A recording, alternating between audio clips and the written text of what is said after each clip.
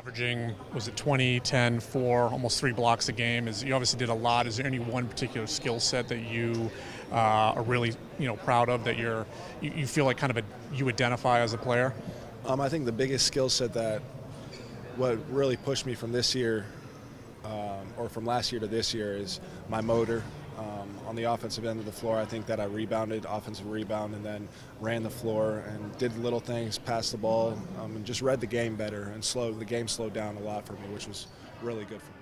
Trayce Jackson Davis is the son of Dale Davis, who spent his glory years as Reggie Miller's goon in Indiana and actually had a cup of coffee with the Warriors late in his career.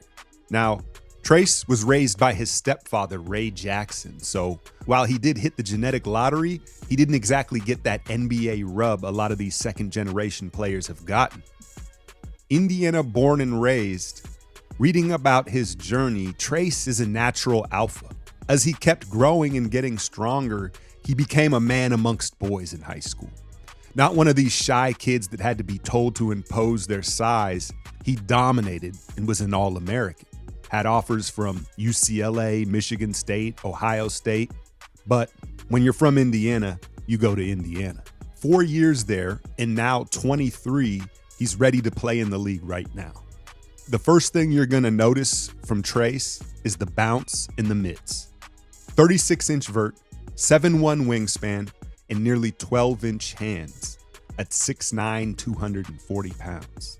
He is a physically dominating player. John Collins of the Hawks is the first player that came to my mind when I started watching tape. Similar built and explosiveness, but just to give you an idea of this kid's attributes, they're both 6'9", but Trayce has a 3-inch higher vert with 15 pounds on him and hands that are over an inch bigger. He has the Kawhi badge when it comes to finishing in the paint. You combine his bounce and strength with the ability to completely control the ball with one hand, and he's able to finish in all sorts of awkward and tough ways. I think the give and take of that is he doesn't have good touch or English, and he kind of just throws it in like he's playing on a Nerf hoop if he's not trying to tear the rim off. And look, at Indiana, it was effective, but against bigger and longer athletes where he's going to have to use some English and play the glass more, it could become a limitation. But listen, he plays with a tone-setting aggression and physicality that I think a lot of teams would like to add. Day one, he can come in and be a pick-and-roll partner for your favorite guard.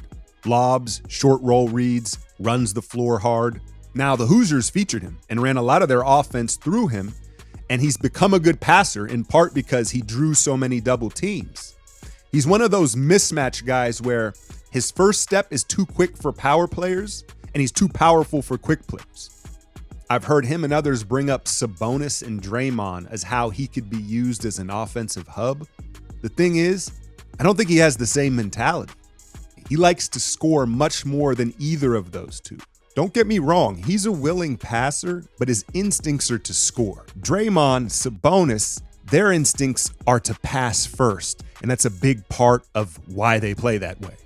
Look, he seems like a smart, mature kid. He certainly has all the tools to play that way if he chooses to. But to me, who he reminds me of in a lot of ways is Amari Stoudemire, a guy that could be an elite pick-and-roll finisher and a mismatch nightmare on the block. Now, Stat was more gifted, let's be clear, and he had much better touch around the basket, but I think that comp fits Trayce's mentality more than the other two. His numbers have gone up every year to the point where he averaged 20 and 10 his senior season. He has enough handle to grab and go and is a willing passer. So why are we talking about him with the 19th pick? First off, he never even attempted a three in 4 years there. So I don't care how good his shot looks in workouts. At 23, it's too late to really install that software. I also think there's a concern that he's one of these guys that dominated in college because of his physical advantages and not his skill. And once he gets to the league, that advantage will be gone. He has no right hand whatsoever. He's a lefty. And his little in and out face up move, he's definitely going to have to expand upon. And again, the lack of touch around the hoop at the next level is going to be exposed more. I don't know though, man. It's a tough call because He seems like the workhorse, confident type of kid that will expand his game. But at the same time, he's 23, 4 years there. Why isn't it already expanded? Probably, just like with most things, because he didn't have to. Defensively, he averaged almost 3 blocks a game, just like Derek Lively. But watching the tape, I didn't love it, man. I didn't. In fact, it was almost the opposite of Lively.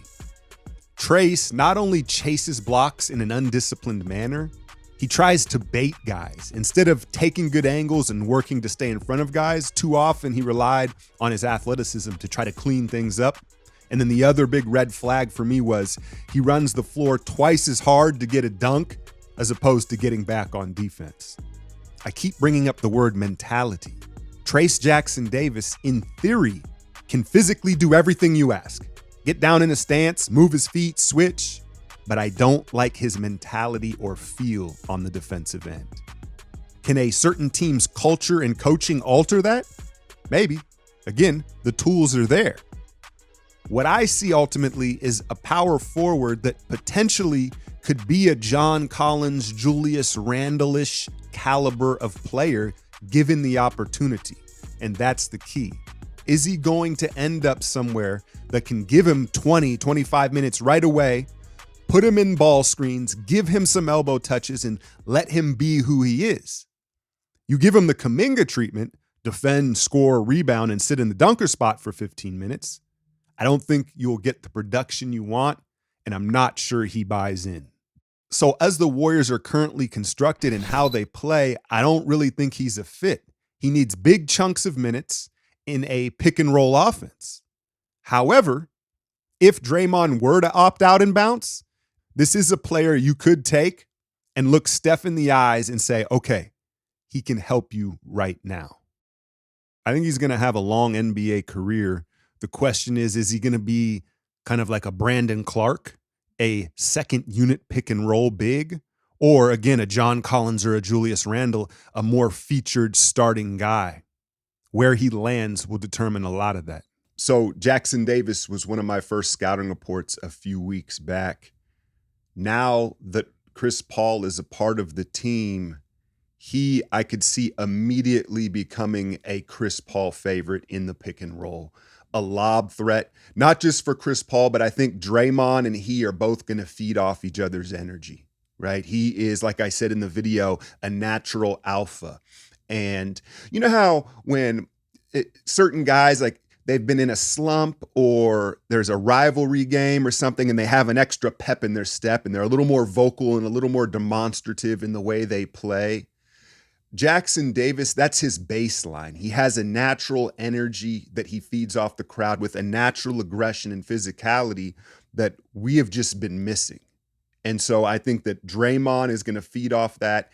He's going to feed off Draymond's energy. You know Draymond loves a lob threat, whether it's in the dunker spot or just running the floor. That's another thing that he does is run the floor, and he is the type of explosive athlete you have to pay attention. If he catches the ball in the middle of the floor with a head full of steam, what do they say? Don't jump, right? With those big mitts, the way he gets up, and he's looking to baptize people. And so, listen, I'm not saying that it's going to be there's going to be matchups that are not going to be favorable, just like most players in this league, right? But just, again, a mentality and a physicality as an athlete that we've just been missing in our front court. A very nice contrast to Looney and a day one pick and roll partner for all of our guards, but in particular, Chris Paul. I think that that's going to be a nice syncing between those two. And, you know, what can I say? Like, listen, what do I know ultimately about the draft? I would have been happy with him at 19. Like, I would have been like, you know, like, obviously I wanted Derek Lively and he went 10, so that was unobtainable ultimately.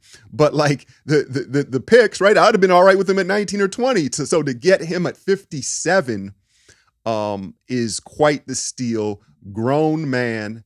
And again, a physicality and athleticism, a mentality that is much needed, a change up with our pitches, someone that can get to the line and is going to try to be physical and be a bigger athlete. Now, we traded Patrick Baldwin Jr., essentially part of the Chris Paul deal to Washington, but in order to open up this roster spot to buy the pick. And I know a lot of people are upset about that. And my patrons know my take on this. We were talking about it in the live stream. You know, Baldwin Jr. just hasn't shown the ability to stay healthy. I think everybody loves the idea of Patrick Baldwin Jr., right? In the stretch four, the feel for the game, the pure stroke, the size, pause. But it just hasn't come to fruition. And to me, it was far from a bird in hand. You know, people kept messaging me, well, we already have Patrick Baldwin Jr. Well, never mind this guy. We've got PBJ. It was like, do we? If it's not the ankle, it was the knee, it was the toe. And that was the issue. That's why he slid a year ago, right? It's his lack of durability. And some guys' bodies, unfortunately, just they don't hold up. And I'm rooting for Baldwin Jr. and hopefully he gets an opportunity in Washington.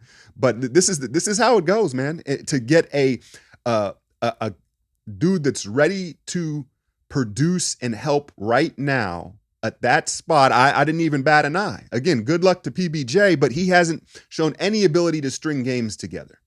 And to bring in this bully ball player, lob threat, runs the floor, passes the ball well. Now, I guess the other question is, why did he slide so far? Cam Whitmore obviously was the big slider last night, and I guess there was some medicals with him.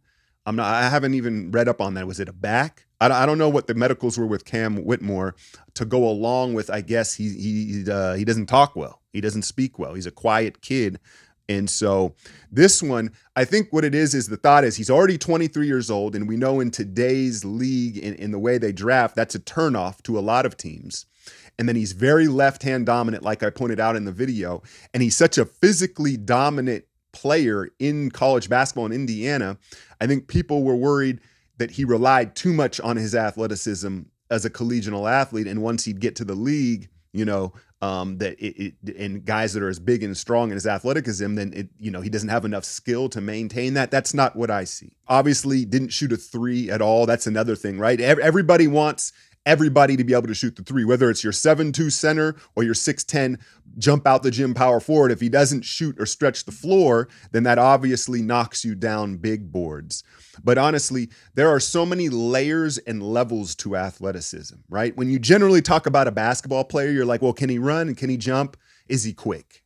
Right? But there's all these little micro layers. How quick do they get off the floor? And you see that second and third jump and his quick feet, his ability to get up off the floor for second and third jumps.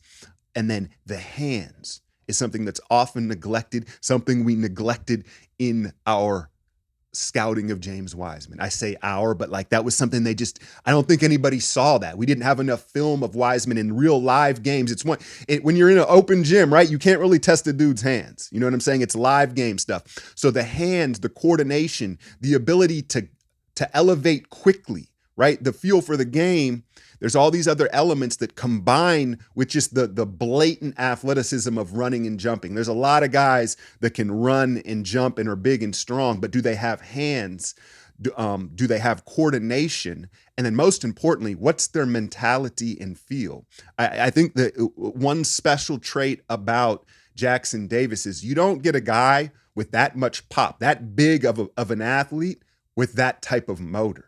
Again, his baseline of energy and feed and juice, it jumps off the screen at you. And usually a big bouncy power forward like that who's strong, the motors usually tend to wane with that type of archetype. And Jackson Davis, I think, to go along with the huge hands, that motor, and then that alpha mentality, I think he's going to eat up a lot of these stretch. You look around the league, there's a lot of stretch fours, right? We're talking about stretch five, stretch fours.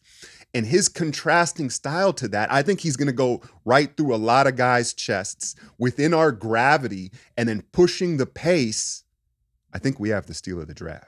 I think there's always, listen, when you go back and do redrafts, a couple years from now, we're always way off, right? There's always crazy things that happen. I think overall, the Davis Jackson move, we're going to look back and say it's going to be one of those ones where you're like, wait, he went when?